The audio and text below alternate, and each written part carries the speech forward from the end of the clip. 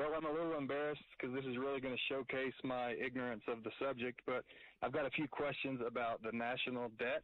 Who do we owe this $33 trillion to? Why, as a country, did we borrow it in the first place? Mm-hmm. Is it even possible or logical for our federal government to pay off this debt and operate debt-free? Those are great questions. Well, who we owe the money to, or whoever bought the Treasury bills, are called T-bills.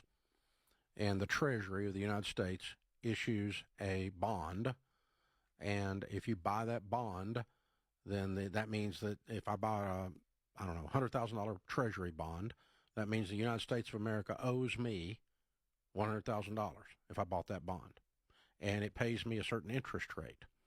Now, I know they're never going to pay the bond, or if they do, they're going to pay it by issuing another one. Yeah. Okay? Which is, if it actually ever does come due, that's how they do it. They'll issue another set to cover the ones that are coming due. But I also know that I can sell that bond at any moment because the credit rating of the United States of America is still strong. Okay? So that's how they finance it. And the danger is when foreign countries or foreign entities of any kind, wealthy corporations in foreign countries buy up a bunch of that. That means the United States is in debt, say, to China, as an example. Deeply in debt to China. It's a little dangerous politically. But it's not like they can call the debt. It's not like they can repo Kentucky. So it's okay. So, but when the revenue coming in from taxes and other things won't cover the expenses of highways and military and $45,000 toilet seats and $1 billion to this country and $8 billion to that country in supplies, which we do pretty regularly. We give billions and billions and billions away overseas. When we don't have the income in a year, the amount that we're short, the difference is called the deficit. And the amount that we borrow has gone up every year because we keep spending, not just spending more than we make, but every year spending more than we make. We raise the amount that we're going into debt. So when they say they cut the deficit, all that means is they didn't go over budget quite as much. That's all it means. And then the last question is, can we get rid of it? Mathematically, we could. I don't think we have the political willpower to do it. Because as soon as you tell your Uncle Henry, who gets a subsidy because he runs a dairy farm from the U.S. government, that he's not going to get that subsidy anymore because we're cutting our expenses, then he's not going to vote for that congressman. And that congressman's going to get replaced by a congressman who will spend money like he's a drunken congressman, right? Yeah. In theory, a lot of people say, I'd like to balance the budget where we're not going further in debt. But to do that would require cutting a lot of things out.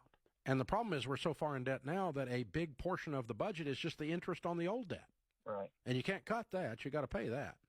So Where are you going to cut? You're going to cut money in the Middle East, money in the Ukraine, money to this country, money to that country. There's a lot of people talk about that. Are you going to cut the military? I mean, those people don't get paid anything anyway, and they put their lives on the line for us. I don't know how to do that.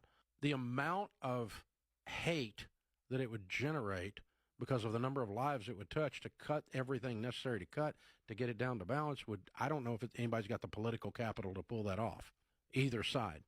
I think it'd be the last time that party existed right now, because people have gotten used to being on the government dole one way or another. The local government in my county is waiting on $14 million right now to build a highway or to redo a road that runs up beside one of my houses.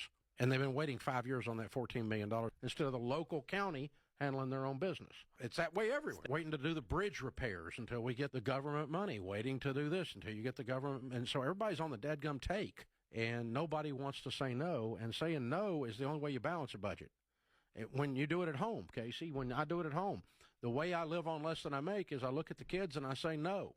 I look at my wife and we look at our budget and we go, we can't go on vacation. We're broke people. We got to not be broke people before we can go on vacation. We can't afford that car. Those bass are going to get away because I'm not going to have a bass boat with a motor that big because I can't afford to pay for it. This is what normal people do. We say no. But the federal government has absolutely no ability to say no because everybody wants them to say yes.